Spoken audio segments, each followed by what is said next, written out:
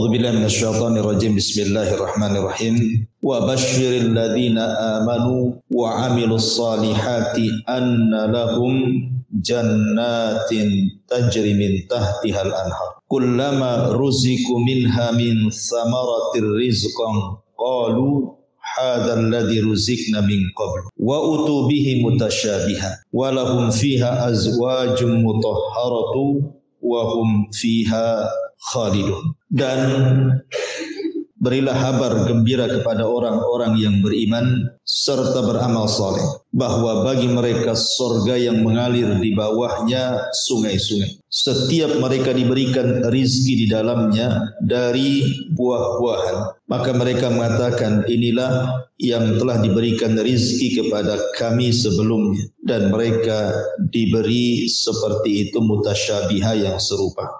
Dan bagi mereka di dalam surga itu disediakan pasangan-pasangan mutahharatun yang suci, wa hum fiha khalidun, dan mereka di dalamnya akan dikekalkan. Baik. Ayat ini surah Al-Baqarah ayat 25 ini menjelaskan kepada kita tentang para penghuni surga dan juga kenikmatan-kenikmatan surga. Artinya malam ini kita akan menjelaskan dari ayat surah Al-Baqarah 25 ini tentang siapakah para penghuni surga dan bagaimana kenikmatan surga yang Allah anugerahkan kepada kita. Di sini Allah Subhanahu wa taala mengatakan, berilah kabar gembira kepada orang-orang yang beriman dan beramal saleh bahwa mereka akan mendapatkan jannatin. Kalimat jannah ini menggunakan jamak, bukan mufrad, artinya surga-surga. Karena surga itu bukan satu tapi banyak. Dan juga tingkatan-tingkatannya juga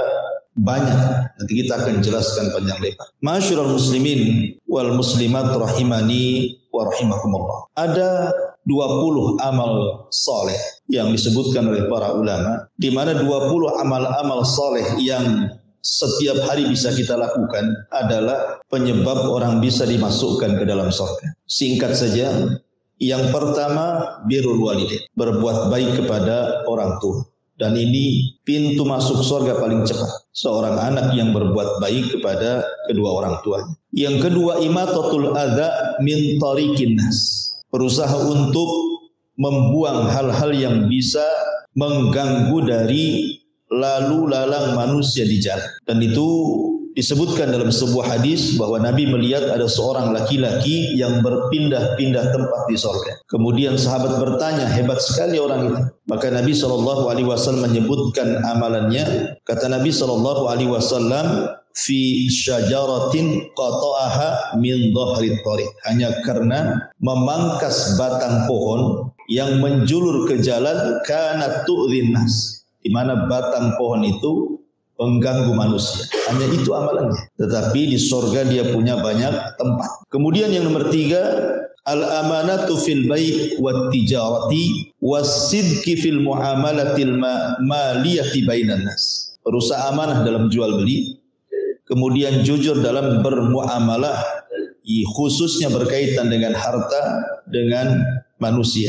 Karena Rasul yang mengatakan, at-tajirus saduq al-amin ma'an nabiyyina was-siddiqina wasyuhada. Para pedagang, para peniaga yang jujur lagi amanah itu akan dikumpulkan bersama para nabi, para siddiqin, dan para syuhada. Yang nomor 4, qada'u hajatin nas, berusaha untuk membantu hajatnya manusia yang sedang kesulitan. Karena Rasul yang mengatakan, man farraja an muslimin kurbatan farrajallahu anhu biha kurbatan min qurabi yaumil qiyamah. Barang siapa yang meringankan beban seorang muslim, maka Allah akan ringankan beban dia di hari ketika itu banyak beban yang Allah bebankan pada hari kiamat. Artinya orang ini dimudahkan masuk surga. Kemudian yang nomor 5, at-tarafu anil mujadalati wa kadmul ghaidi, berusaha untuk menghindari perdebatan dan sabar untuk tidak mudah marah. Karena Nabi SAW yang mengatakan bahwa orang-orang ini akan disediakan satu rumah di surga bagi orang yang dia berusaha untuk tidak melakukan perdebatan walaupun dia di pihak yang benar. Kemudian nomor 6, as-salatu ala waqtiha berusaha untuk sholat tepat waktu. Dan itu berdasarkan hadis yang sahih bahwa ini amalan terbaik dan bisa memasukkan ke dalam surga. Yang nomor 7, zikrullahi azza wa jalla. Berusaha berzikir kepada Allah azza wa jalla dengan memperbanyak tasbih, tahmid, tahlil dan begitu seterusnya. Kemudian yang nomor 8, al-muhafadzatu 'alal adiyati wal awrad ats-tsabitati fi sunnah. Berusaha untuk menjaga doa-doa dan wirid-wirid yang memang sudah dianjurkan dalam sunnah. Kemudian yang nomor 9, talabul ilmi wa ta'limuhu linnas. Belajar seperti malam ini kita belajar. Kemudian setelah itu kita ajarkan ilmu yang kita dapat kepada manusia, karena jalan yang paling singkat menuju surga itu adalah ilmu. Man salaka tariqan yaltamisu fihi ilman sahhalallahu bihi tariqan ilal jannah. Jadi barang siapa yang meniti berjalan di sebuah ilmu, maka Allah mudahkan jalannya menuju surga. Artinya thalabul ilmi itu jalan singkat menuju surga. Kemudian yang nomor 10, silatul arham. Berusaha untuk bersilaturahim dengan kerabat. Kemudian nomor 11, kafalatul yatim. Berusaha untuk mengkafil anak yatim. Karena Rasul yang mengatakan saya bersama anak yatim di sorga seperti ini. Kemudian merapatkan jari tengah dan telunjuk. Kemudian yang nomor 12, qiyamul lail. Berusaha untuk sholat malam. Kemudian yang nomor 13, as-sadaqah. Berusaha untuk bersedekah. Dan sebaik-baik sedekah adalah sadaqatus sir. Sedekah yang tidak ditampakkan. Kemudian yang nomor 14, tajdidut taubah. Memperbaharui taubat. Senantiasa setiap hari kita istighfar. Makanya Rasul aja tidak kurang 100 kali istighfar setiap harinya. Kemudian yang nomor 15, ihsanul wudu. Berusaha memperbaiki wudu dan juga mentajdid, memperbaharui wudu. Walaupun sudah punya wudu, umpamanya mau sholat wudu lagi gitu ya. Kemudian juga berusaha melaksanakan sunnah rakaatai al-wudu, 2 rakaat wudu sebagaimana hadis Bilal. Ketika sandalnya terdengar di sorga oleh Rasul, kemudian ditanya apa amalan Bilal, maka Bilal mengatakan karena dia tidak pernah meninggalkan wudu dan 2 rakaat sunnah wudu. Kemudian yang nomor 16, as-salatu alal amwat. Berusaha untuk melaksanakan fardu kifayah. Salat kepada orang yang sudah meninggal, wattiba'u al-janaiz. Mengiringi jenazahnya sampai ke kuburan. Karena pahalanya besar kan gitu ya. Kalau hanya sekedar salat saja dapat 1 qirat. Kalau sampai menguburkan dapat 2 qirat. Artinya 1 qirat itu sebesar gunung Uhud, berarti 2 qirat, 2 gunung Uhud. Kemudian yang nomor 17, al-ihsan ilal jiran. Berusaha untuk baik kepada tetangga. Karena ada hadis yang mengatakan ketika Rasul ditanya tentang wanita yang rajin sholat malam, rajin puasa sunnah, rajin sedekah, rajin berbuat baik, tapi lisannya tidak baik sama tetangganya. Kata Rasul, dia termasuk wanita penduduk neraka. Kemudian ditanya lagi, ada seorang wanita, sholatnya hanya yang wajib saja, puasa hanya yang Ramadan saja. Dia pun tidak bersedekah, tapi lisannya dijaga kepada tetangganya. Kata Rasul, dia termasuk penghuni surga. Kemudian juga yang nomor 18, iltizamus sidqi bil qauli wal amal. Istiqomah untuk senantiasa jujur dalam ucapan dan juga disesuaikan dengan amalannya. Karena kejujuran itu, kata Rasul, mengarahkan kepada albir kebaikan, dan albir itu mengarahkan ke dalam surga. Kemudian yang 19, asyam min mukaffaratidz. Berusaha mengilzamkan untuk atau istiqomah untuk melaksanakan puasa sunnah, karena itu termasuk penghapus dosa-dosa, dan pahala puasa itu tanpa batas, beda dengan pahala yang lain. Kemudian yang terakhir nomor 20, at-tasamu wal afu. Mudah untuk memaafkan bila ada orang yang kemudian menzalimi dia. Berdasarkan hadis ketika ada anak muda yang dikatakan oleh Rasul, sebentar lagi akan keluar anak muda dari pintu ini dan dia termasuk penduduk surga. Kemudian anak muda ini diikuti oleh sahabat. Pura-pura bertamu 3 hari. Tidak ada amalan yang spesial dari anak muda ini. Tapi sebelum pulang, sahabat ini bertanya apa sih amalannya. Kemudian anak muda ini boleh jadi karena setiap malam aku maafkan setiap orang yang berbuat zalim kepada. Ya. Kemudian juga tambahan saja termasuk ada asbab-asbab ibadah kauliyah ucapan seperti memperbanyak mengucapkan la ilaha illallah, kemudian memperbanyak ucapan tasbih, tahlil dan tahlil, kemudian memperbanyak doa, kemudian berusaha untuk menjaga membaca Al-Quran. Taib itu diantara amal-amal soleh yang menyebabkan orang bisa masuk surga yang sifatnya yaumiyah. Setiapnya sehari-hari kita bisa lakukan. Karena di sini Allah mengatakan wa basyiril ladzina amanu wa amilus shalih, dan kasih kabar gembira kepada orang-orang yang beriman dan beramal saleh. Ya, amal soleh seperti yang sudah saya tadi rincikan, ada 20 amal soleh penyebab orang bisa masuk surga. Kemudian Allah mengatakan anna lahum jannatin, bagi mereka itu ada surga. Kita masuk pada kenikmatan surga. Dalam sebuah hadis Nabi SAW bersabda, a'dadtu li ibadis salihin ma la ainun ra'at wala udhunun sami'at wala khatara ala qalbi bashar. Kata Nabi, aku telah mempersiapkan, jadi Allah telah mempersiapkan apa itu? Kenikmatan-kenikmatan bagi hamba-hamba yang saleh, yang tidak bisa dilihat mata, tidak didengar telinga, bahkan terlintas pun tidak bisa, saking nikmat. Makanya Allah menyebutkan dalam surah As-Sajdah ayat 17 ketika bicara tentang bidadari, Allah mengatakan fala ta'lamu nafsun ma ufiya lahum min qurrati a'yun jazaa'an bima kanu ya'malun. Maka tidak ada jiwa yang mengetahui bidadari-bidadari yang nyaman dipandang oleh mata yang Allah sembunyikan di dalam surga. Tidak ada yang tahu seperti apa, kecuali orang yang sudah masuk surga kan. Secantik-cantiknya orang di dunia, ya tidak seberapa dibandingkan bidadari surga. Kemudian juga disebutkan dalam surah Al-Insan ayat 20. Allah mengatakan wa idza ra'aita thamma ra'aita na'iman wa mulkan kabira. Dan apabila kamu melihat di sana, maksudnya di surga, niscaya kamu akan melihat berbagai macam kenikmatan dan kerajaan-kerajaan besar. Jadi surga itu Allah sediakan kenikmatan-kenikmatan dan kerajaan-kerajaan besar.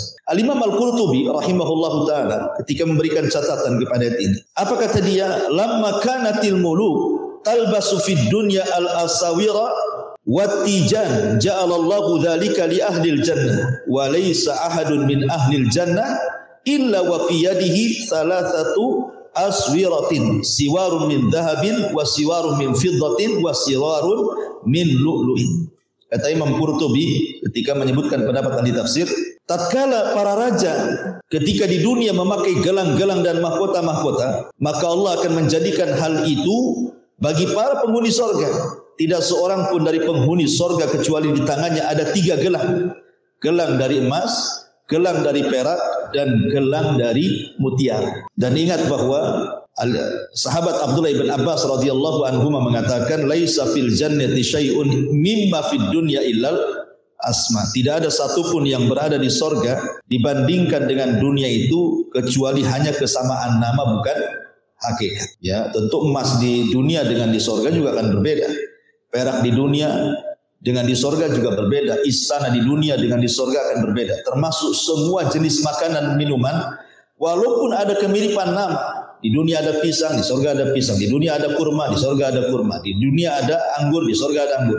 Itu hanya kemiripan nama saja, kata Abdullah bin Abbas. Hakikatnya tidak seperti itu. Karena hakikatnya tadi mala ainun ra'at wala udhunun sami'at wala khatara ala qalbi bashar. Hakikatnya tidak bisa dibayangkan. Mata tidak pernah melihatnya, telinga tidak pernah mendengarnya, hati pun tidak terlintas seperti apa bentuknya. Makanya hanya sekedar persamaan nama saja. Taib, kita mulai kisah surga ini dari titian. Ya. Ma'asyiral muslimin yang dimuliakan Allah Subhanahu wa taala. Manusia ketika sudah proses hisabnya dan selesai hisab, tentu dibentangkan kepada mereka satu jembatan, dan di bawah jembatan itu neraka jahanam. Dari sini kita tahu bahwa tidaklah orang masuk surga kecuali harus melewati neraka. Tidak ada satupun orang yang masuk surga kecuali harus lewat neraka. Karena tidak ada manusia yang masuk surga kecuali harus melintasi titian. Sementara titian itu dibentangkan di bawahnya jahanam. Dan Allah Subhanahu wa taala berfirman di dalam Al-Qur'an, wa in kuntum illa wariduha. Dan kalian pasti akan melewatinya. Semua kalian pasti akan melewatinya. La ma'asyiral muslimin yang dimuliakan Allah Subhanahu wa taala, orang-orang yang melewati surga itu, maka Allah Subhanahu wa taala bentuk mereka dengan kelompok-kelompok, ataupun dalam bahasa Quran itu wasiqa ladzina amanu ilal jannati zumar. Dan orang-orang yang akan menghuni surga itu, mereka akan digiring berkelompok-kelompok. Jadi ada kelompok itu yang menyeberangi titian seperti kilat, tahu-tahu sudah di ujung, gitu ya. Ada yang seperti kedipan mata, tahu-tahu sudah di ujung. Ada kelompok itu seperti kuda balak, gitu ya, tahu-tahu sudah di ujung. Ada kelompok itu yang lari kencang, tahu-tahu sudah di ujung. Dan yang terakhir adalah yang yahubbu habwa, merangkak-rangkak, gitu ya. Kadang hampir jatuh, kemudian berdiri lagi dan begitu seterusnya. Itu yang akhir melintasi titian. Lah kemudian ma'asyiral muslimin yang dimuliakan Allah Subhanahu wa taala, setelah kemudian mereka berada di sebuah tempat yang namanya kontor. Kontor itu artinya ujung daripada titian siratal mustaqim. Berarti sudah dekat ke pintu surga. Lah terjadi kisos di sini kan? Terjadi kisos antara orang-orang yang pernah menzalimi dengan orang yang dizalimi. Kalau seandainya kemudian masih tersisa pahalanya, berarti ada kesempatan masuk surga. Tetapi kalau seandainya tidak ada lagi yang tersisa pahalanya, bahkan menanggung dosa orang yang dizaliminya, berarti dia harus dimundurkan kembali dan diadab neraka jahanam sampai habis dosanya, baru kemudian dimasukkan. Lah ketika kemudian manusia berada di pintu sorga, maka Allah Subhanahu wa taala lewat lisan Rasul itu, maka manusia akan bersab-sab situ menjadi mi'atu wa isyruh. Jadi ada sekitar 120 saf ya, di pintu-pintu sorga itu dibuat 120 saf ke belakang, kayak orang sholat begitu, ada saf-saf. Ya tentu saf yang paling depan adalah ulul azmi minar rusul. Mereka adalah para ulul azmi, Nuh gitu ya, Ibrahim, Musa, Isa, Musa dan Rasul kita tentunya. Kemudian di bawahnya minan nabiyyin, para nabi. Kemudian siddiqin, orang-orang yang jujur. Kemudian syuhada. Kemudian orang-orang saleh, ya. Dan tentu yang paling depan adalah umat Rasul. Karena yang paling pertama masuk surga juga nabi, kemudian disusul dengan umatnya. Makanya Rasul mengatakan walaupun kami umat yang terakhir, tapi justru yang awal-awal masuk surga. Ya kan? Anda tahu antum di saf keberapa ya? Itu kalau ada di situ. Ya mudah-mudahan kita berharap ada di situ. Ma'asyiral muslimin yang dimuliakan Allah Azza wa Jalla, ketika itu mereka kan tidak bisa masuk surga.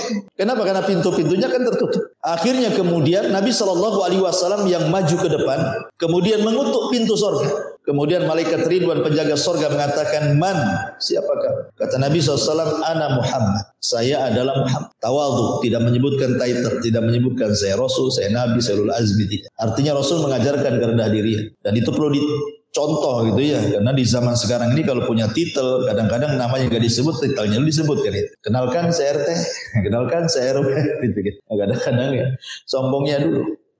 Artinya bahwa Nabi SAW ditanya Muhammad, oh kata Ridwan, aku diperintah Allah tidak boleh membuka pintu sorga kecuali engkau yang minta. Maka semua pintu sorga dibuka yang 8. Manusia sedang bersab-sab berjubel-jubel di pintu sorga, tidak bisa masuk. Karena hanya Nabi yang bisa membuka pintu sorga. Nah disinilah kemudian setiap pintu sorga itu, ingat pintu sorga itu luas, disebutkan dalam hadis gitu ya, jaraknya itu. Jadi penyeru-penyeru itu sudah berada di pintu-pintu sorga. Malaikat-malaikat itu sudah ada di pintu-pintu sorga. Kemudian mereka akan memanggil sesuai dengan apa yang di dunia dia biasakan dalam ibadah. Artinya kalau dia biasa sholat, maka akan dipanggil dari pintu sholat. Dan itu akan disebutkan satu persatu namanya. Ya, fulan ahli sholat, masuk dari pintu sholat. Fulan ahli sedekah, maka akan dipanggil dari pintu sedekah. Fulan ahli puasa, maka akan dipanggil dari pintu Rayyan. Jadi manusia akan digolongkan zumara, dikelompok-kelompokkan sesuai dengan keahlian. Makanya ketika Imam Malik rahimahullahu taala menjawab kritikan dari Abdullah ibn Abdul Aziz Al-Umari, kan pernah saya ceritakan. Ketika disoroti ibadahnya Imam Malik yang kurang, maksudnya ibadah sunnahnya, karena sibuk mengajarkan hadis gitu ya. Dikritik sama Abdullah ibn Abdul Aziz Al-Umari agar Imam Malik lebih menggiatkan lagi kepada sholat-sholat sunnah, puasa-puasa sunnah. Pokoknya diimbangkan antara ilmu dan amal sunnah. Tapi jawaban Imam Malik menohok gitu ya. Yang kirim surat kepada Abdul Aziz ibn Al-Umari, karena Abdullah ibn Abdul Aziz Al-Umari ini bukan seorang alim, maksudnya bukan sekelas Imam Malik, bukan seorang ahli hadis besar, tidak. Dia hanya ahli ibadah. Memang ibadahnya luar biasa.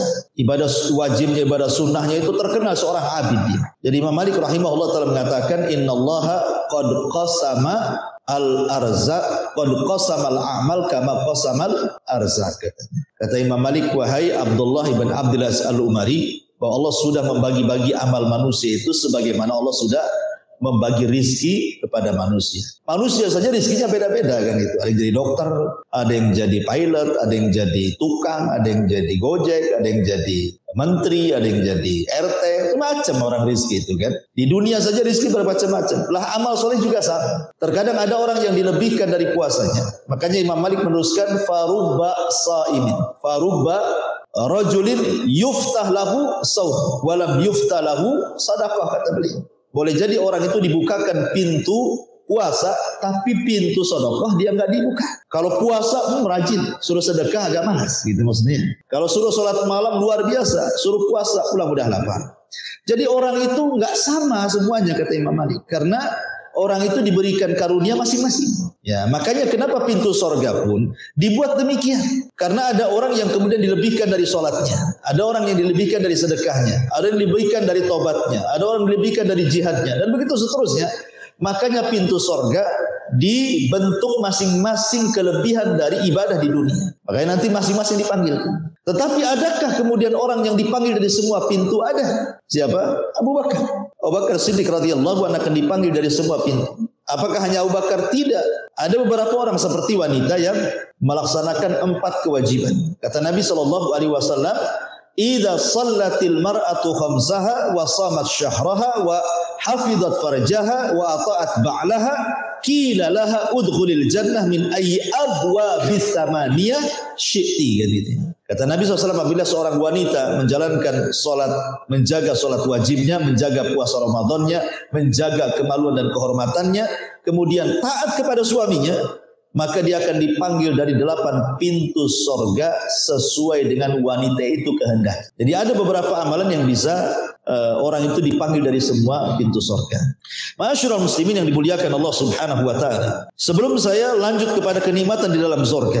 Sorga itu digambarkan di dalam Al-Qur'anul Karim dengan beberapa nama. Ada kemudian dalam Quran itu sorga disebut Darussalam, tempat keselamatan. Kenapa? Karena di sorga itu tidak ada yang membahayakan. Karena orang masuk sorga itu betul-betul akan selamat.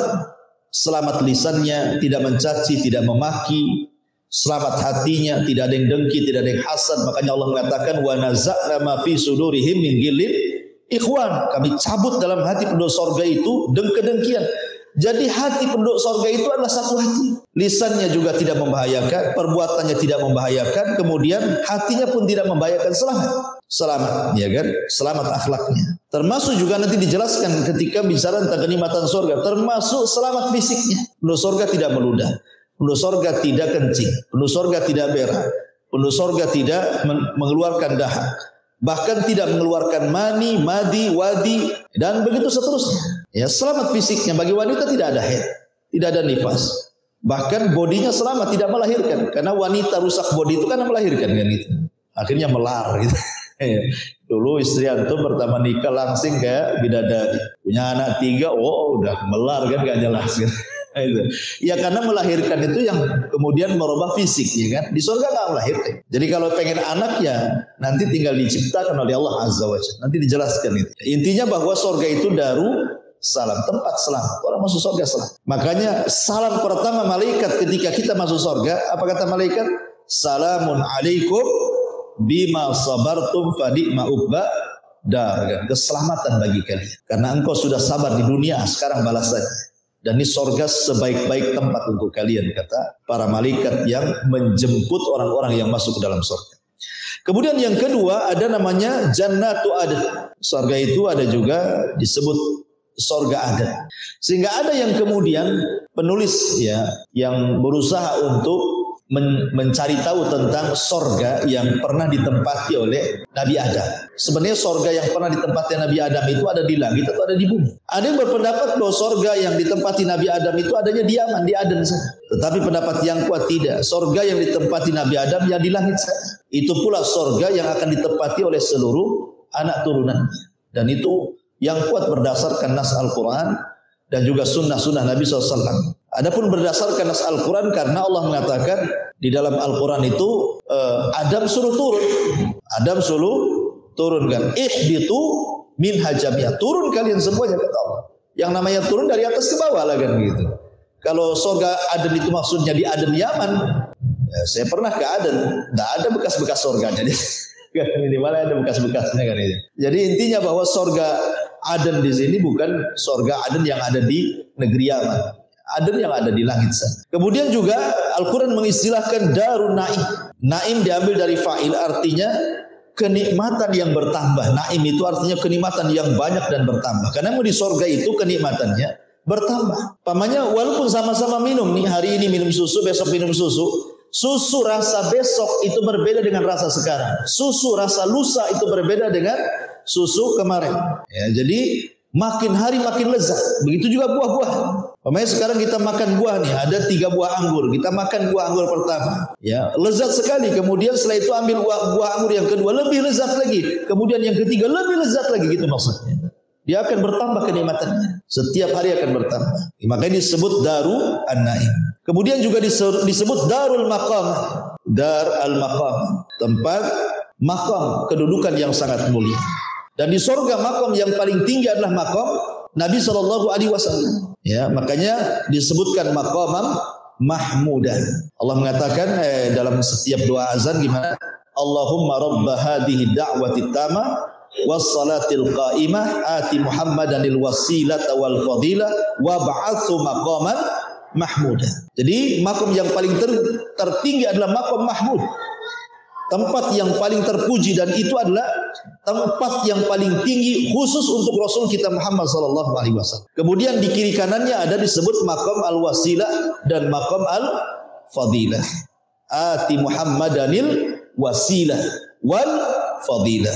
Berarti ada 2 makom di sini. Setelah makom mahmudah paling tinggi, di bawahnya ada 2 makom. Makom wasilah itu diberikan kepada istri Fir'aun, namanya Asiyah bintu Muzahim. Kemudian makom mahmudah diberikan kepada ibunda Isa bin Maryam, Maryam bintu Imran. Dan 2 wanita ini keduanya akan menjadi istri Nabi sallallahu alaihi wasallam di surga. Maka bahasanya wa ati Muhammadanil wasilah wal fadilah. Berikan kepada Muhammad itu wasilah, maksudnya Asiyah bintu Muzahim, wal fadilah maksudnya Maryam bintu Imran. Jadi 4 wanita terbaik akan jadi keluarga Nabi.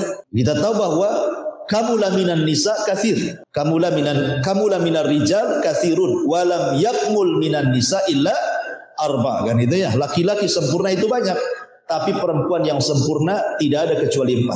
1 Asiyah bintu Muzahim, 2 Maryam bintu Imran, 3 Khadijah bintu Khuwailid, dan yang terakhir putri Rasul Fatimah bintu Muhammad SAW. Semua akan jadi keluarga Nabi. Asiyah akan dipersunting Nabi di sorga, Maryam akan dipersunting Nabi di sorga, Khadijah ya sudah jelas istrinya, ya kan?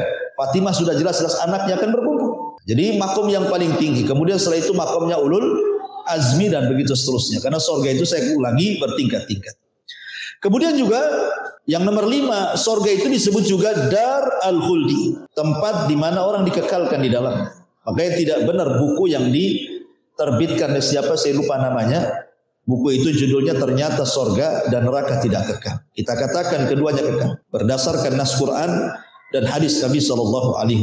Kekal selamanya. Tentu kekekalan sorga akan berbeda dengan kekekalan Allah. Karena sorga itu awalnya tidak ada, diciptakan baru ada. Ya kan? Kalau Allah sebelumnya tidak didahului dengan ketidakadaan, Allah itu akan senantiasa ada. Dan kekalnya sorga itu karena Allah yang berkehendak. Artinya kekalnya sorga tergantung kepada kehendak Allah. Jadi tidak sama kekalnya Allah dengan kekal sorga. Tapi yang jelas Allah berkehendak sorga itu dikekalkan, maka disebut Darul Khuldi. Kemudian ada disebut Jannatul Ma'wa, ya, tempat kembali. Artinya tempat kembali kita bukan di bumi. Ma'wa itu tempat kembali kita. Ya, jangan sampai kemudian kita jadikan dunia ini tempat kembali kita, sehingga menghabiskan seluruh energi kita, harta kita, tenaga kita hanya untuk membangun istana di bumi. Percuma. Ya kan? Kalau orang kemudian membangun istananya di bumi dengan membeli istana yang megah, kendaraan yang mewah, tanah yang luas, dan begitu seterusnya, nanti juga akan ditinggal. Betapa banyak orang-orang kaya setelah numpuk kekayaannya kemudian meninggal. Kekayaannya direbutan ahli warisnya kan? Karena memang dunia itu bukan tempat kembali. Makanya Nabi SAW mengatakan kepada Abdullah ibn Umar radhiyallahu anhu, kun fid dunya ka'annaka gharib aw birus sabil. Abdullah ibn Umar, jadilah di dunia ini seperti orang asing yang hanya lewat sesaat, ataupun jadikan dunia ini tempat persinggahan saja. Singgah saja sebentar, nanti akan jalan lagi. Ya kan? Karena memang tempat kita bukan di dunia tetapi di sorga. Makanya ada istilah sabda Nabi yang mengatakan man ahabba liqa Allah ahabballahu liqa'ah wa man kariha liqa Allah karihallahu liqa'ah. Barang siapa yang cinta berjumpa dengan Allah, Allah cinta berjumpa dengan dia. Siapa yang benci berjumpa dengan Allah, Allah pun benci berjumpa dengan dia. Apa maksudnya? Maksudnya kalau dia ketika di dunia dia investasikan seluruh nafasnya untuk akhirat. Ya, hartanya dia bangun untuk istana di sorga. Kemudian kehidupannya hanya untuk sorga saja. Ketika dia sedang mendekati sakaratul maut, dia akan cinta dengan kematian dan akan cinta dengan Allah. Karena apa? Dia ingin segera menempati sorga yang selama ini dibangunnya di dunia. Sehingga dia cinta berjumpa dengan Allah dan Allah pun cinta berjumpa dengan dia. Tapi kalau seluruh kekayaannya, seluruh waktunya dia investasikan di dunia, ketika hendak meninggal berarti sehingga dia benci berjumpa dengan Allah karena tahu akhirnya neraka. Makanya Allah benci juga berjumpa dengan dia. Makanya di sini di antara nama surga adalah Jannatul Ma'wa. Kemudian yang ketujuh juga Darul Hayawan, artinya tempat kehidupan. Yang sesungguhnya kehidupan itu di surga. Kalau di dunia ini bukan sesungguhnya kehidupan tapi Darul Ibtila, tempat kita diuji di dunia ini. Makanya sering saya katakan orang di dunia ini satu tidak akan selamat dari istirahat.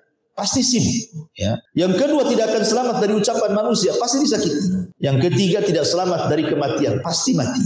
Dan karena memang bukan kehidupan, ya, akan banyak masalah di dunia ini. Karena ini bukan cari kehidupan yang sebenarnya adalah Darul Hayawan. Maksudnya tempat kehidupan yang hakiki yang penuh dengan kebahagiaan yang sempurna itu hanya ada di surga. Kemudian juga surga disebut Al-Firdaus, dan Firdaus ini surga yang paling tinggi. Sebagaimana sabda Nabi SAW, idza sa'altumullaha fas'alu al-firdaus al-a'la.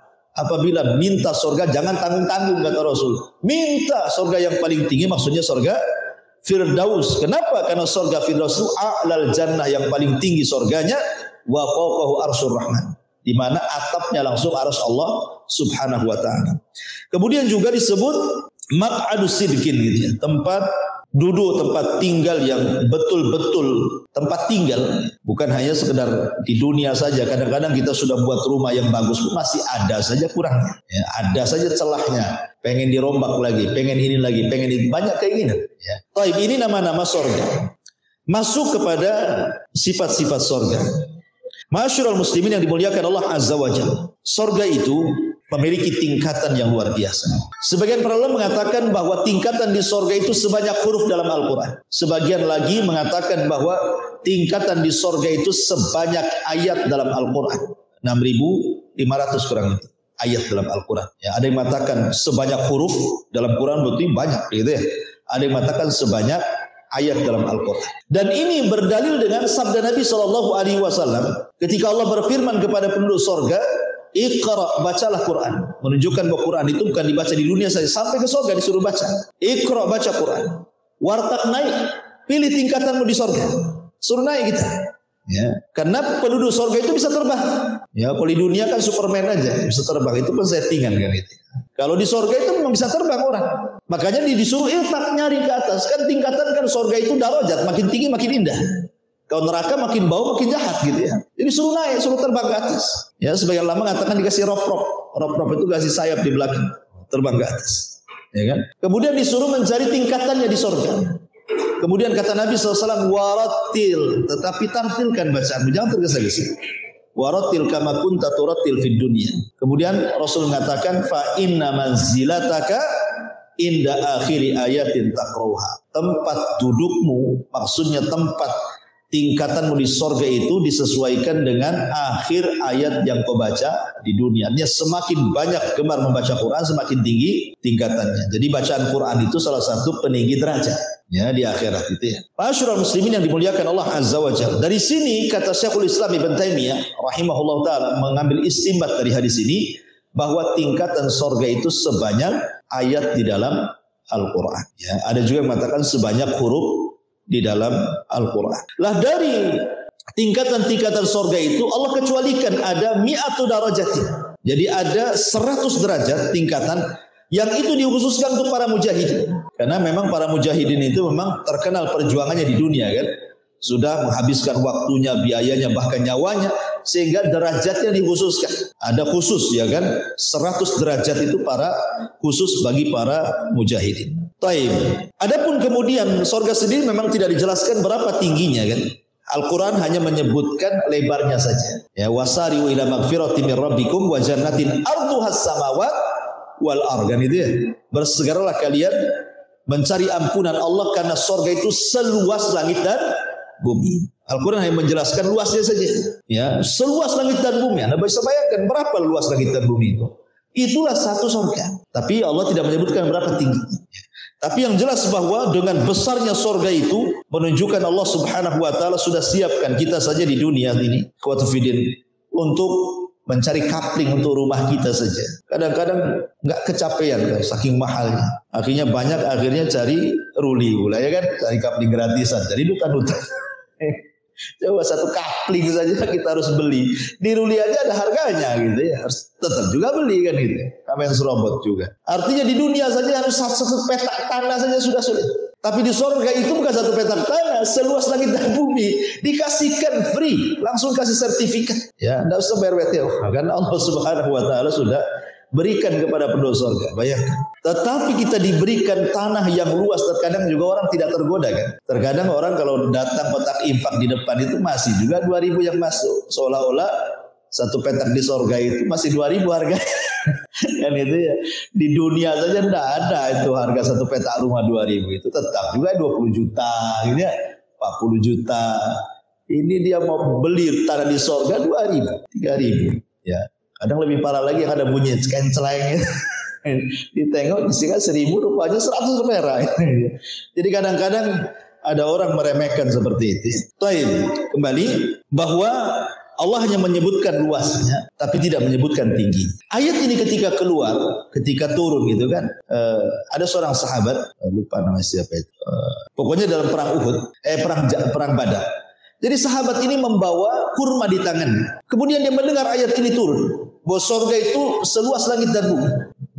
Maka kemudian dia mengatakan, ya Rasul, betul surga itu seluas langit dan bumi? Kata Rasul, ya. Kemudian dia maju melempar kurma-kurmanya. Dia mengatakan, kalau kurma ini masih di tanganku, maka tentu ini kehidupan yang melelahkan. Akhirnya kurmanya dilempar, dia pun perang, mati syahid.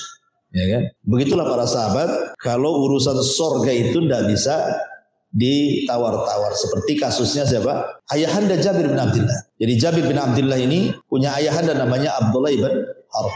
Abdullah ibn Haram ini cacat, pincang. Ya, sudah tua, enggak layak untuk jihad. Cuman masalahnya dia akan cemburu dengan teman-temannya yang ketika perang Badar terlibat dan Allah menangkan. Kemudian terjadi perang Uhud, dia ingin terlibat. Masa di Badar saya enggak ikut, dia enggak ikut juga gitu. Jadi dia mengatakan kepada Nabi SAW, izinkan aku. Tapi kemudian Jabir mengatakan, ya Rasulullah, janganlah kau izinkan ayahku. Dia pincang. Dia sudah tua, gak layak perang. Anak putrinya pun banyak. Siapa yang bisa merawat mereka? Kedengaran bapaknya marah, emosi. Ngomong sama Jabir, ya Jabir laulal jannah la afartuka iya. Kayak Jabir, enak saja kau ngomong. Ya, mau menghentikan perang. Ya, kalau bukan karena kedudukan sorga, ku siap digantikan posisi. Tapi ini sorga, gak mau saya gantikan posisi. Akhirnya dia orang yang pertama mati syahid dalam Uhud, Abdullah ibn Haram. Dan dia satu-satunya sahabat yang diajak bicara Allah saat kematian. Jadi ketika dia mati syahid, Allah memanggil ruhnya. Kemudian mengatakan, tamanna ya abdi. Berangan-anganlah wahai hambaku, kau sudah mati untukku, kata Allah. Kemudian kata Abdullah bin Haram, ya Rabb, saya hanya ingin kembali ke dunia agar aku bisa perang kedua kalinya dan mati syahid kedua kalinya gitu. Bayangkan. Kata Allah, mustahil orang mati hidup lagi. Yang lain sajalah. Maka Abdullah bin Haram mengatakan, kalau begitu sampaikan kondisiku di sisimu kepada Jabir putraku dan kepada seluruh para sahabat. Dari sini turun ayat, wala tahsabannal ladzina qutilu fi sabilillahi amwatan bal hum ahya'in inda rabbihim yurzaqun. Jangan kau kira orang mati syahid itu mati. Mereka hidup di sisi Allah dan mereka diberikan rezeki yang melimpah. Ayat ini menghabarkan kondisi siapa? Abdullah bin Haram kepada semua umat Islam. Karena itu permintaannya. Kan itu ya. Taib. Kembali bahwa sorga itu seluas langit dan bumi. Dan sorga itu bukan hanya satu sorga, tapi sorga-sorga. Ketika seorang sahabat namanya Al-Harith, dia terlibat dalam perang Badar. Cuman masalahnya Al-Harith ini, ketika belum perang, jadi para sahabat menata pasukan di malam hari untuk keesokan hari perang. Jadi Al-Harith ini kan bagian daripada jaga malam, ribat fisabilillah gitu. Rupanya ada seorang sahabat yang namanya malam hari, dikiranya Al-Haris ini musuh yang menyusup, dipanah, mati kan itu ya. Jadi ini kan yang mana sahabat, yang mati juga sahabat karena disangka musuh, ya kan? Terpanah mati dia. Ketika kemudian selesai perang Badar, ibunya kan bertanya, di mana anak saya? Maka diceritakan, anaknya mati salah panah katanya. Disangka musuh, rupanya sahabat. Ibunya menangis. Datang kepada Nabi mengatakan, karena masalahnya Al-Haris ini mati, pemahaman ibunya, kalau mati tidak dalam perang berarti bukan syahid. Apalagi yang membunuh bukan orang kafir kan, yang membunuh sama-sama muslim kan, cuma salah sasaran aja. Makanya ibunya sedih. Dia datang kepada Nabi SAW. Di mana Al-Haris ya Rasulullah? Apakah dia di sorga atau di neraka? Maka kemudian Rasul mengatakan, ya Ummah Haris, saya Ummu Haris. Ingat sorga itu bukan satu tingkatan. Dan anakmu di sorga yang paling tinggi. Dari sini menunjukkan bahwa sorga itu bertingkat-tingkat. Jadi saya sudah jelaskan ya. Dan sorga itu di mana letaknya? Ya di atas langit. Sorga itu tempatnya di atas langit. Lebih tepat lagi dimulai dari Sidratil Muntaha, ya, Sidratil Muntaha di atasnya sorga dan diakhiri di Arsy Allah. Jadi mulainya dari Sidratil Muntaha, akhirnya atapnya langsung Arsy Allah. Itulah sorga. Karena Allah yang mengatakan fi Sidratil Muntaha indaha jannatul ma'wa. Di Sidratil Muntaha di sisinya ada sorga. Ya, sorga di atas Sidratil Muntaha. Baru setelah itu akhirnya di Arsy Allah. Sebagaimana hadis yang tadi saya baca. Ketika menjelaskan sorga Firdaus, apa kata Rasul? Wasaqfuha arsyu Rahman. Sementara atapnya sorga Firdaus, sorga yang paling tinggi itu adalah Arsy Allah. Jadi kita tahu bahwa posisi sorga itu dimulai dari Sidratil Muntaha dan diakhiri dengan Arsy. Seperti itu. Baik. Masyarul muslimin yang dimuliakan Allah Subhanahu wa taala. Adapun para penghuni sorga, Nabi SAW bersabda dalam sebuah hadis yang dikeluarkan Imam Bukhari dari sahabat Abdullah bin Mas'ud radhiyallahu. Jadi Nabi SAW suatu ketika bertanya kepada para sahabatnya, Atardauna an takunu rub'a ahlil jannah. Maukah kalian agar 1/4 dari kalian, maksudnya umat Islam, menjadi penduduk surga? Kulna, sahabat mengatakan, na'am, tentu ya Rasul. Maka Rasul mengatakan, Atardauna an takunu thulutha ahlil jannah. Ridhokah kalian menjadi umat yang 1/3 dari kalian menjadi penghuni surga? Kulna, sahabat mengatakan, na'am, tentu. Kata Nabi SAW, walladhi nafsu Muhammadin biyad, inilah arju an takunu nisfa ahlil jannah. Tetapi demi zat yang jiwa Muhammad berada di tangannya, aku berharap bahwa separuh umatku menjadi penduduk surga. Wa dzalika li annal jannata la yadkhuluha illa nafsun muslimatun. Karena surga tidak dimasukkan kecuali jiwa yang muslim, yang pasrah kepada Allah. Wa ma antum fi ahli syirki, dan kalian bukan termasuk ahli syirik. Dalam riwayat bahwa penghuni surga dari kalangan umat Rasul itu bukan separuh tapi 2/3, sulusai, 2/3 umat Rasul. Berarti 1/3-nya bukan, tidak termasuk kan? Artinya kan dari sini menunjukkan bahwa penghuni surga kebanyakan umat Islam, karena 2/3-nya masuk surga. Ya, luar biasa ya. Dan yang pertama masuk Nabi SAW, kemudian disusul oleh umatnya. Taib. Ketika orang pertama masuk surga, apa yang dimakan dan apa yang diminum? Ya. Disebutkan dalam sebuah hadis, ada seseorang Yahudi bertanya kepada Nabi SAW tentang makanan yang pertama kali dimakan penduduk surga. Maka Nabi SAW menjawab, ziyadatu kabidin nun, atau ziyadatu kabidil hut. Maka Nabi SAW mengatakan yang pertama kali dimakan penduduk surga adalah ziyadah kabidin nun, hatinya ikan paus. Yang pertama kali dimakan oleh penduduk surga. Kemudian ditanya lagi, fama ghada'uhu ala ithriha. Setelah memakan hatinya ikan paus, kemudian makanan selanjutnya apa yang dimakan? Maka Nabi SAW kemudian menjawab, akan disembelihkan yunharu lahum surul jannah, akan disembelihkan untuk mereka sapi-sapi sorga, alladhi ya'kulu min atrafiha, yang mereka makan dari ujung-ujungnya saja, yang lezat-lezatnya saja. Itu makanan kedua. Pertama, makanan hati ikan paus, ya kan? Ada sih yang berusaha untuk mencari hikmahnya. Ya walaupun sebenarnya Kita tidak perlu mencari hikmah karena apa yang disabdakan Rasul selama hadis sahih kan samina wa ta'na. Nah, kita cukup mendengar saja dan taat, ya kan, nggak perlu membantah. Kenapa mesti hati ikan paus? Kenapa nggak pecel lele saja umpamanya kan? Ya, memang begitu sabdanya.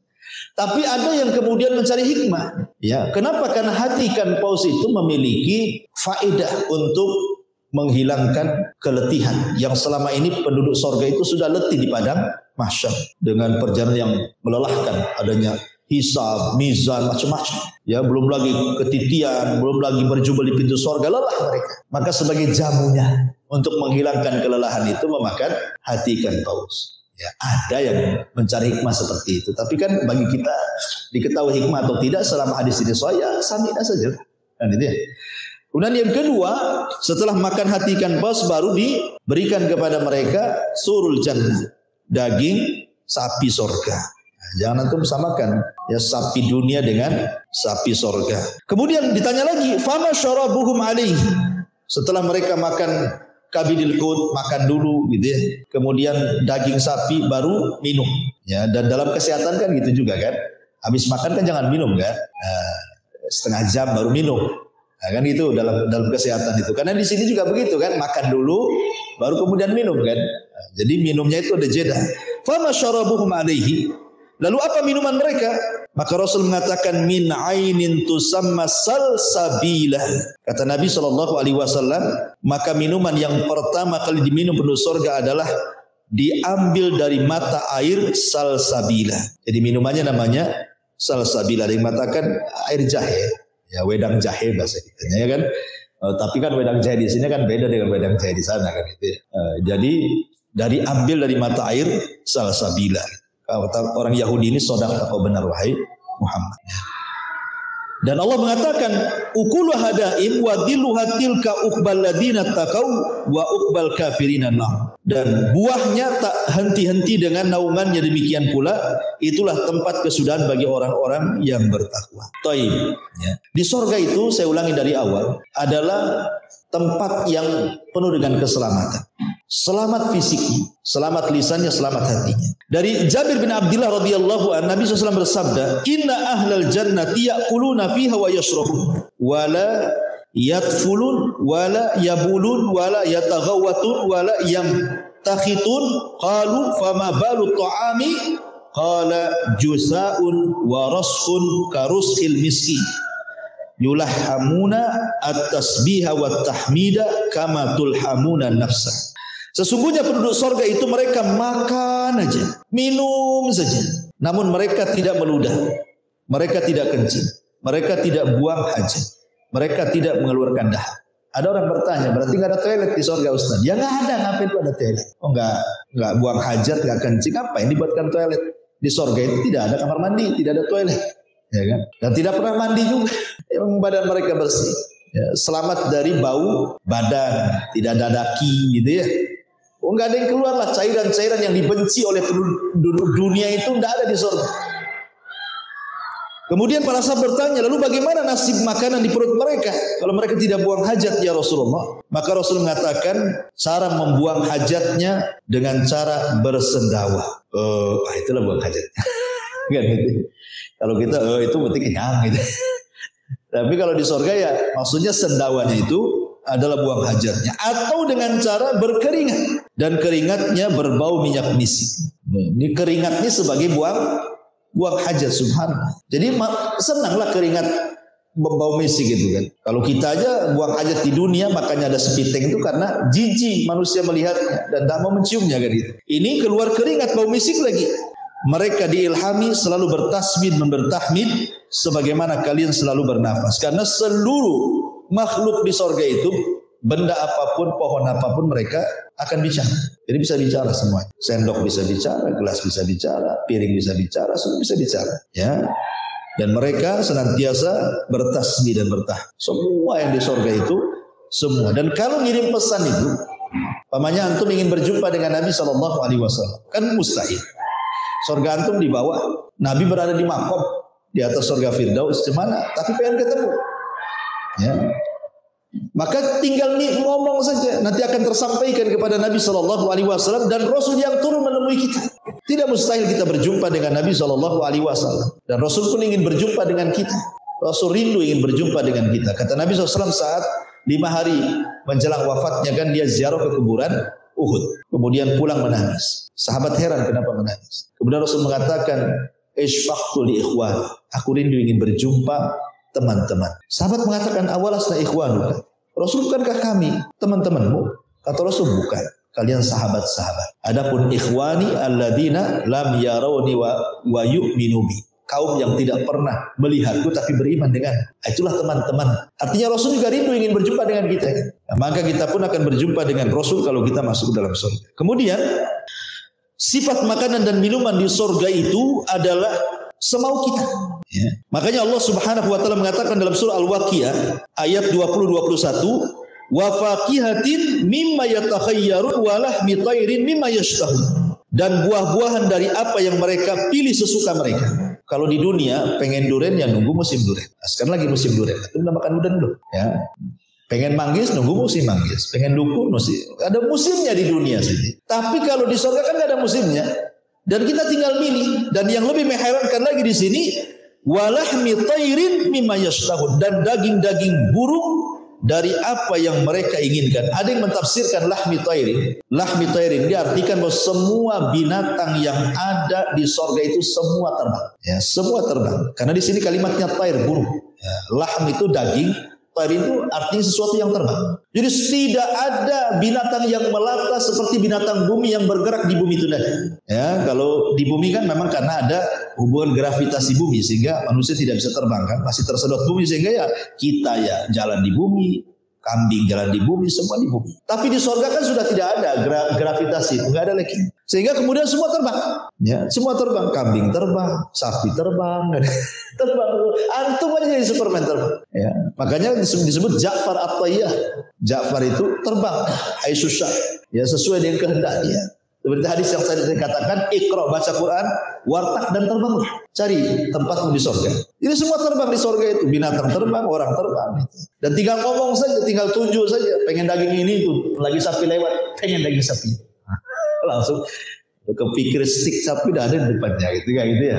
Jadi tidak perlu lagi harus ke Nagoya ya kan, udah mahal lagi gitu. Apalagi BBM naik kan gitu. Ongkosnya udah mahal, mau makan mikir-mikir. Intinya bahwa memang di surga itu tidak bisa dibayangkan. Sehebat apapun saya membayangkan surga itu nggak akan kebayang surga itu. Saking indahnya. Baik. Masyaallah muslimin yang dimuliakan Allah Azza wa Jalla. Kemudian Allah mengatakan wa fiha ma tashtahil anfus wa taladzul a'yun wa antum fiha khalidun. Dan di dalam surga itu terdapat segala apa yang diinginkan oleh hati dan sedap dipandang mata dan kamu kekal di dalam. Dan Allah juga mengatakan kulu washrabu hani'an bima aslaftum fil ayyamil khaliyah. Makanlah dan minumlah dengan sedap disebabkan amal yang telah kamu kerjakan pada hari-hari yang lalu di dunia. Ini makanan surga. Bagaimana minumannya? Masyaallah muslimin yang dimuliakan Allah Azza wa Jalla. Allah Subhanahu wa taala memang sangat memanjakan penduduk surga. Kalau di dunia kita mau minum susu saja harus beli dan itu pun ditaruh di kaleng susu, gitu kan. Terkadang ada expirednya. Kadang-kadang kalau sudah dibuka tutupnya kemudian ditaruh di gelas, tidak bisa dibuat 2 hari. Kalau dibuat 2 hari mencret kita minum. Artinya bahwa banyak kendala-kendala di dunia. Mau madu ya nunggu dulu diperas dari tawon, dibotolin. Beli botolan, kadang-kadang ketipu rupanya gula kan gitu. Itulah di dunia ya. Nasib orang di dunia kan begitu ya. Mau apa lagi? Mau khamar tidak boleh, haram kan gitu. Karena siapa yang mabuk di dunia nggak akan mabuk nanti di akhirat. Susah di dunia ini. Tapi lihat Allah Subhanahu wa taala mengatakan dalam surah Muhammad ayat 15. Allah mengatakan, "Matsalul jannati allati wa'idal muttaqun fiha anharun min ma'in ghairi asin wa anharun min labanin lam yataghayyar ta'muhu wa anharun min khamrin ladzatin lisyaribin wa anhar min asalin musaffa wa lahum fiha min kulli thamarati wa maghfirati min rabb." Perumpamaan surga yang telah dijanjikan bagi orang-orang yang bertakwa, di dalamnya terdapat sungai-sungai yang berisi air yang tidak pernah payau, tidak pernah keruh, jernih, jernih. Dan sungai-sungai yang isinya air susu. Kemudian sungai-sungai yang isinya air khamr yang sangat lezat dirasakan oleh para peminumnya. Serta sungai-sungai yang berisi madu-madu murni yang sudah disaring dan di dalamnya mereka memperoleh segala macam buah-buahan dan ampunan dari Rabb mereka. Ma'asyiral muslimin yang dimuliakan Allah Subhanahu wa taala. Kalau kita melihat satu contoh saja khamar di dunia, ya kan. Khamar di dunia itu pertama mengandung alkohol, otomatis memabukkan, ya kan. Kemudian yang kedua membuat pening kepala. Paling rendah orang minum khamar itu sakit kepala. Ya paling tinggi ya tidur di solokan gitu ya, enggak sadar. Kemudian juga nyerocos gitu ya, kadang-kadang menghina orang, mencaci maki orang. Makanya di zaman Umar ditambah hukuman dari 40 cambukan di zaman Nabi, kemudian di zaman Umar ditambah jadi 80 cambukan. Kenapa? Karena disamakan dengan para penuduh wanita baik-baik dikatakan berzina. Kan hadnya berapa? 80 cambukan. Lah, peminum khamar ditambah sama Umar, disamakan hukumannya karena orang yang lagi mabuk terkadang menuduh orang yang enggak. Ya kan? Maka disamakan sama Umar hukumannya. Dari zaman Rasul 40 cambukan menjadi 80 cambukan gitu ya. Nah, perhatikan di sini beberapa dalil. Allah mengatakan dalam surah As-Saffat ayat 47, la fiha ghaulun wa lahum anha yunzif. Tidak ada dalam khamar itu alkohol, maksudnya khamar surga, tidak ada dalam khamar surga itu alkohol dan mereka tidak mabuk karenanya. Sebanyak-banyak minum khamar di surga itu tidak akan mabuk. Tapi lihat khamar di dunia bisa merusak segalanya. Ya, merusak hati, merusak jantung, ginjal, semua merusak dia kan. Ini tidak ya. Kemudian juga Allah mengatakan dalam surah Al-Waqiah 19, la yusaddauna anha wa la yunzifun. Khamar-khamar di surga itu tidak membuat pening kepala dan tidak pula memabukkan dan warnanya putih. Dan Allah mengatakan dalam surah As-Saffat ayat 46, baydha'u ladzati lisyaribin, warnanya putih dan lezat sekali. Ya, khamar di akhirat itu warnanya putih dan sangat lezat. Dan juga Allah mengatakan dalam ayat yang lain, dalam sebuah hadis yang dikeluarkan oleh Ibnu Katsir dalam tafsirnya, lam ta'surha ar-rijalu bi'aqdamiha. Para laki-laki tidak perlu memerasnya dengan kaki-kaki mereka. Artinya di dunia saja kalau perlu mados, perlu khamar itu kan diperas dulu kan. Kan khamar itu kan dari buah-buahan juga ya kan, dari anggur, dari yang lainnya gitu ya. Jadi tidak perlu diperas dan itu dalam bentuk sungai. Dan antum perlu tahu bahwa sungai di sorga itu tidak ada paritnya, tidak ada penghalang. Maksudnya kalau kita kan membuat solokan itu kan dibuat parit kiri kanan. Maksudnya ditinggikan sebelah sini, ditinggikan sebelah sini, baru dialirkan di tengah kan, supaya jangan meluber. Lah di sorga sungai itu tidak ada parit kiri kanan, tidak ada bangunan kiri kanan, ya begitu saja. Ya, tapi tidak meluber, itu maksudnya. Ya, dan ini berdasarkan gitu ya, berdasarkan beberapa riwayat dari hadis Nabi Shallallahu Alaihi Wasallam tentang masalah ini. Taib. Adapun kemudian itu cerita makanan minuman penduduk surga. Cerita bangunan. Bangunan di surga itu diriwayatkan dari seorang sahabat Nabi Shallallahu Alaihi Wasallam yang dikeluarkan Imam Tirmidzi dan juga disahihkan oleh Syekh Nasiruddin Al-Albani rahimahullah taala ketika ada sahabat bertanya kepada Rasul soal bangunan surga. Jadi dia mengatakan, akhbirna an bina'il jannah ya Rasulullah. Rasul tolonglah jelaskan bangunan-bangunan surga itu kayak apa. Rumah-rumah surga, istana-istana surga itu kayak apa gitu. Maka Nabi SAW mengatakan, labinatun min zahabin wa labinatun min fiddatin. Satu bata untuk membangun bangunan dari surga terbuat dari emas dan bata yang lain terbuat dari perak. Wa mila tuha al-mis, kemudian lantainya berupa minyak kasturi yang semerbak. Wa turbatuha za'faran, tanahnya berupa za'faran. Wa khusbanuha lu'lu wal yakut, kerikilnya berupa mutiara-mutiara dan permata. Kerikilnya dari mutiara, permata lagi. Kerikilnya. Di dunia saja ada mutiara permata mahalnya luar biasa. Dan kita bangun rumah itu bukan 1-2 pasir, 1 truk kan gitu. Kalau 1 truk mutiara dengan permata dah kaya tuh. Tapi itulah pasirnya. Itu bangunan-bangunan di surga itulah pasirnya seperti itu. Ya, lantainya minyak kasturi, bata-batunya emas perak, luar biasa. Kita punya segede bata emas saja gitu udah kaya tuh. 1 bata saja kan emas gitu ya. Emas batangan segede bata saja udah kaya. Kemudian Rasul mengatakan man yadkhuluha yan wala ya'as wala yab'as wa yukhlad wala yamut wala tablas thiyabuhum wala yafna syababuhum. Siapa yang masuk ke dalam surga maka ia selalu berada dalam keadaan senang dan tidak pernah susah. Makanya muka-muka penduduk surga itu wujuhu yauma idzin naimah. Ya. Wajah-wajah penduduk surga itu naimah. Naimah itu ya seperti kita di dunia ini baru selesai bayar utang, tiba-tiba kemudian dapat hadiah uang miliaran, kan senang tuh hidupnya. Ya, dia pusing punya utang 10 ribu, tahu-tahu ada yang ngasih uang 1 miliar. Nah, kalau bayar 10 ribu kan sisanya masih banyak. Oh, senang dia kan. Nampaklah orang senang itu di dunia itu. Dan orang susah pun nampak gitu. Tengok orang punya utang kan nampak itu mukanya. Stres gitu. Jadi wajah-wajah penduduk surga seperti itu karena banyak kenikmatan dengan ada beban ya, wajah-wajah mereka itu penuh dengan nikmat, nampak gitu. Wajah-wajah penduduk surga itu penuh dengan nikmat. Makanya orang yang masuk surga itu mereka senang. Yang luar biasa lagi adalah wa yukhlad wala yamut wala tabla thiyabuhum wala yafna syababuhum. Artinya tidak pernah susah, ia kekal, tidak pernah mati, bajunya tidak pernah rusak, dan masa mudanya tidak akan berlalu. Masa mudanya tidak akan berlalu. Padahal istilah syarah mengatakan laitas syabab yaudu yauman. Kata orang Arab itu, seandainya masa muda itu bisa diputar balikan ke belakang, mustahil, ya kan? Lihat orang-orang yang sudah tua-tua, yang sudah usia 60, ya 70, terkadang kalau bercerita apa yang dibanggakan? Masa mudanya, ya kan? Orang-orang yang sudah purnawirawan kadang-kadang kan, itu yang diceritakan apa? Masa dia berjabat masa muda.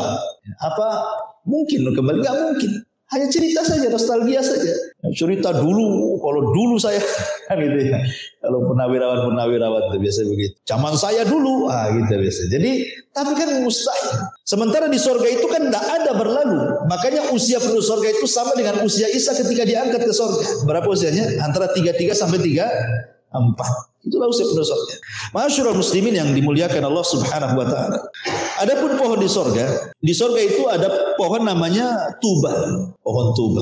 Allah mengatakan badal Islam gharib wa sayaudu ghariban kama bada fatubadil ghuraba. Islam itu awalnya asing, nanti akan asing, beruntunglah orang-orang yang asing. Tuba, ada yang mengatakan tuba di sini syajarul jannah, syajaratul jannah, pohon yang ada di surga. Di mana Nabi SAW kemudian menjelaskan nih, inna fil jannati la syajaratun yasirur raqibu fi dhilliha mi'ata sanati. Di surga itu ada satu pohon, seorang mengendarai berjalan di bawah naungannya selama 100 tahun tidak putus bayangannya. 100 tahun pakai kuda balap untuk memutus bayangan pohon tidak akan terputus. Padahal kita kalau di rumah di depannya ada pohon mangga, ada pohon rambutan, kayaknya enak kita buat kursi-kursi di bawah pohon itu kan. Nah, ini pas siang-siang ini enak juga nih. Duduk-duduk depan rumah sambil makan sayur asam, ikan asin gitu ya, sambal terasi, kayaknya enak kali kan itu. Kira-kira ketika matahari geser ke arah barat sedikit, kenalan matahari kita, masuk lagi ke rumah, kan gitu ya. Kita ini mau bernaung di bawah pohon itu, paling berapa menit lah kita bisa bernaung di sini. Lebihnya ketika matahari bergeser ya panas lagi. Tapi di surga Anda bisa bernaung sepuasnya di sini. Ya, sampai ada kuda balap 100 tahun melewati naungannya gak keputus. Besar sekali pohon ya kan itu ya.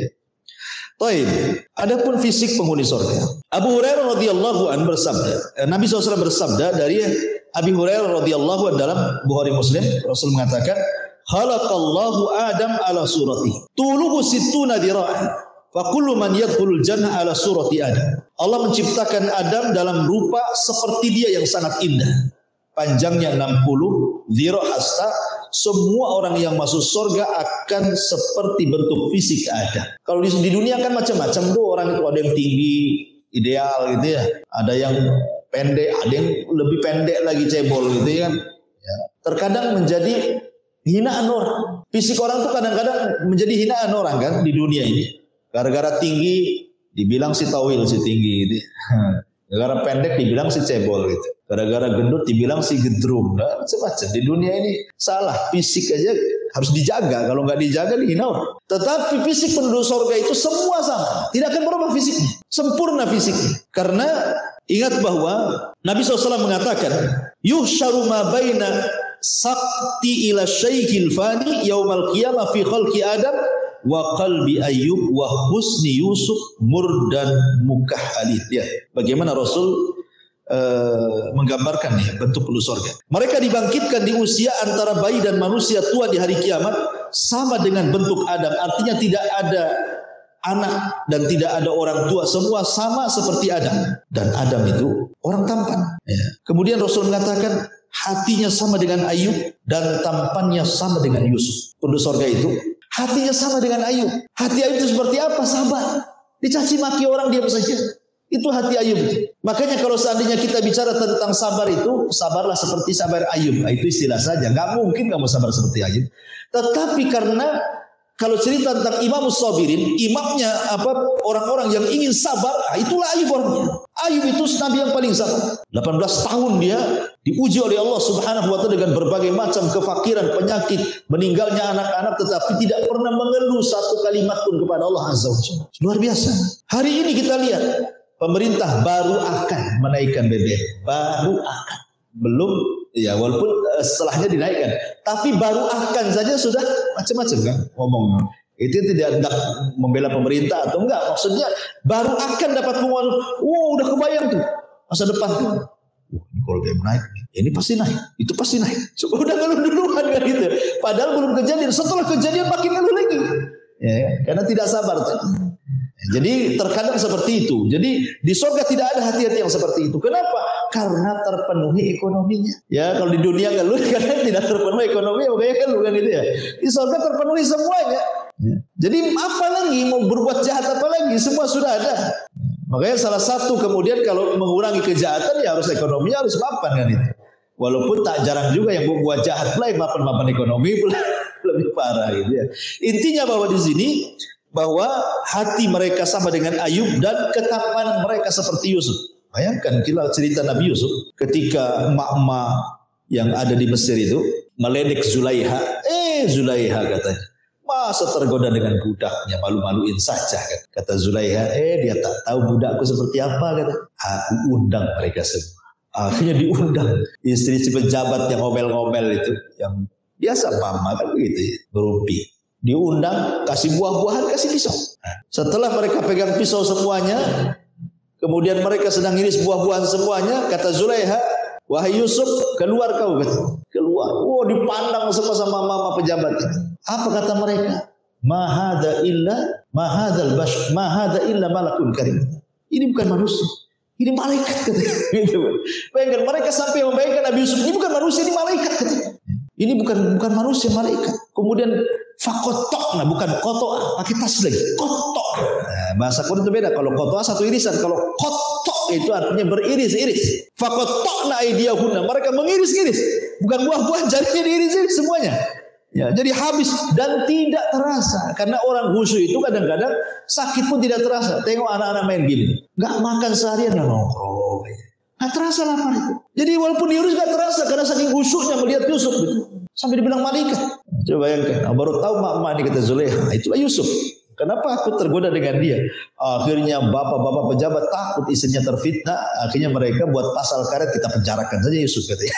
Akhirnya dipenjara lah Yusuf gara-gara itu kan. Kembali bahwa intinya bahwa di sini bagaimana penduduk surga itu setampan Yusuf, sehati Ayub, setinggi Adam. Biasa kan itu. Kemudian juga kesibukan penduduk surga. Allah mengatakan dalam surah Yasin ayat 55, "Inna ashabal jannah al-yawma fi syughulin faqih." Sungguhnya penduduk surga itu di dalam kesibukan yang menyenangkan. Nabi SAW ya ditanya oleh para sahabat, wahai Rasul, apakah kami akan bertemu dengan istri kami kelak di surga? Kata Rasul menjawab, "Innar rajula la yasilu fil yaumi ila mi'ati adra." Seorang laki-laki dalam sehari mampu berhubungan badan dengan 100 bidadari. Ya, antum aja kalau sudah berumur kan kadang-kadang nggak bisa setiap hari, 4 hari sekali, kan gitu. Kadang-kadang minum jamu dulu itu ajar jahanam. biar strong gitu kan. Di sorga 1 hari loh, antum bergilir 100 bidadari. Bisa bayangkan. Allah berikan kekuatan. Dan ketika para ulama mentafsirkan surah Yasin 55, maksudnya penduduk surga itu fi syughulin faqihun, kesibukan yang menyenangkan itu artinya memecahkan keperawanan. Ya, jadi pecahkan keperawanan, tapi tidak pernah janda-janda gitu. Ya kalau habis perawannya pecah, dibuat lagi perawan lagi. Makanya Allah mengatakan inna ansha'nahunna insha'an wa ja'alnahunna abkaran uruban atraba. Ketika ada nenek-nenek datang kepada Rasul-Rasul, orang seperti saya ini bisa masuk surga enggak Rasul? Kata Rasul, enggak ada nenek-nenek di surga. Terus nenek ini pulang nangis. Dikira dia tidak masuk surga. Maka Rasul mengatakan, bilang sama nenek itu, bukan nenek itu tak masuk surga, maksudnya di surga enggak ada nenek-nenek. Ya, karena semuanya akan jadi perawan usianya 33 sampai 34. Katakan kepadanya, inna ansha'nahunna insha'an dan waja'alnahunna abqaran uruban atraba. Kami jadikan mereka perawan uruban atraba, usianya sama. Mau laki-laki perempuannya segitu, enggak akan hilang masa muda. Kemudian kemah-kemah di surga, inna fil jannati khaymatun min lu'lu'i mujawwafatin arduha sittuna mila.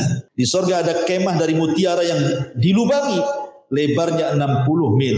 Antum kalau mau honeymoon dengan istrimu, hangout atau apa istilahnya kan, harus bayarlah ke hotel kan. Kadang-kadang kalau mau ke hotel yang agak mahal, tak ada pula duit gitu. Terpaksa kelas melati.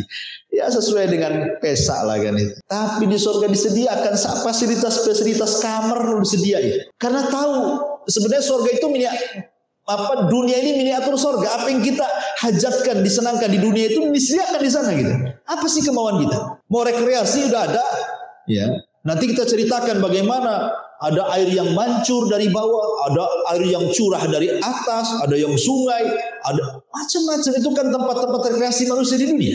Di surga ada semuanya, disediakan taman-tamannya, kebun-kebunnya, ya luar biasa gitu. Kemudian juga di antara pasar surga, di surga juga ada pasar. Anas bin Malik radhiyallahu anhu menyampaikan sabda Nabi sallallahu alaihi wasallam, "Inna fil jannati lasuqa ya'tunaha kulla jum'atin fatakhubu rihus simali fatakhussu fi wujuhihim wa thiyabihim fayazdaduna husnan wa jamala fayarji'una ila ahlihim wa qadizdadu husnan wa jamala fayaqulu lahum ahluhum wallahi laqad izdastum ba'dana husnan wa jamala fayaquluna wa antum wallahi laqad izdastum ba'dana husnan wa jamala." Subhanallah, ya, dalam hadis Muslim, sungguh di surga itu ada pasar yang didatangi penghuninya surga setiap Jumat. Di dunia itu disebut hari Jumat, di surga disebut Yaumul Mazid, ya.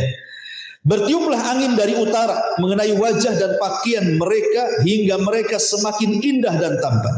Mereka pulang ke istri-istri mereka dalam keadaan telah bertambah indah dan tampannya. Keluarga mereka berkata, "Demi Allah, wahai suamiku, engkau semakin bertambah indah dan tampan." Para suami pun mengatakan kepada istri-istrinya, "Kalian pun semakin bertambah indah dan cantik." Artinya setiap Jumat atau disebut dengan Yaumul Majid di surga itu, ya, ada setiap Jumat itu untuk memperbaiki fisik manusia.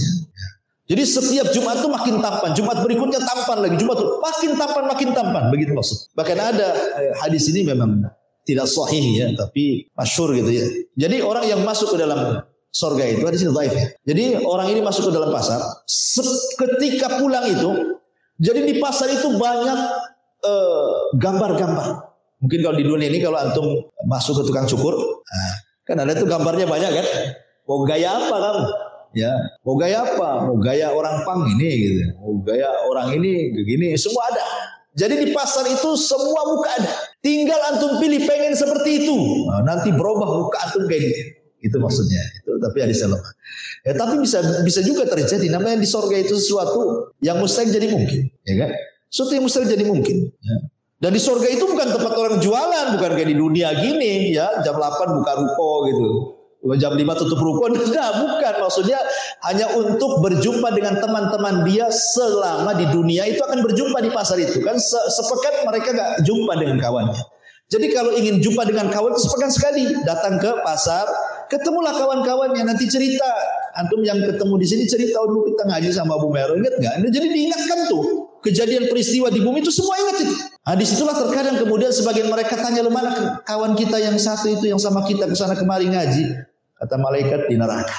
Oh, maka mereka sepakat teman-teman, ya Rabb la taqtamilu ladzatina hatta tukhrijahu minan nar. Ya Rabb, jangan kau sempurnakan kelezatan kami sampai kau keluarkan teman kami di surga dari neraka. Sampai mereka berikan syafaat kepada teman yang masuk neraka. Kalau memang masih layak berikan syafaat dan mereka meninggal tidak musyrik gitu ya. Jadi teman-teman yang baik di surga itu memberikan syafaat. Makanya Allah mengatakan kalau gitu kau pergi ke neraka ambil temanmu gitu. Jadi pasar itu juga untuk tempat berkumpulnya teman-teman seminggu sekali. Kadang-kadang mengingat nostalgia kita di bumi, teringat di pasar itu. Kemudian sebelum pulang disitulah ada angin yang merubah semua fisiknya. Ketika datang kepada istrinya, kaget istrinya, nggak kenal, kok makin tampan. Nah, suaminya bingung, kok kamu makin cantik gitu. Nah, coba sekali-kali antum bawa istri ke pasar gitu. Kira-kira makin cantik itu makin menggerut. Kadang-kadang yang ditulis itu, ya ditulis bawang ini semua. Pulang tuh tidak ada pakaian jadinya. Gitu. Jadi yang tidak ditulis malah dibeli, yang ditulis pula tak dibeli. Suaminya makin mengkerut lah kan itu. Dari sini ma'asyiral muslimin yang dimuliakan, betapa tingginya kenikmatan di surga itu, yazdad wa yazdad. Artinya kenikmatan di surga itu bertambah dan bertambah dan begitu seterusnya. Ikhwan, udah 9:30 ya. Ini kalau di surga nggak habis-habis. Masih banyak pembahasan. InsyaAllah kita kesempatan nih, banyak ada orang telepon dari tadi, mungkin penting kayaknya. Ya mungkin sampai di sini dulu. Tidak ada tanya jawab. Subhanallah bihamdika. Asyhadu an la ilaha illa anta astaghfiruka wa atubu ilaik. Allahu ta'ala alam. Assalamualaikum warahmatullahi wabarakatuh.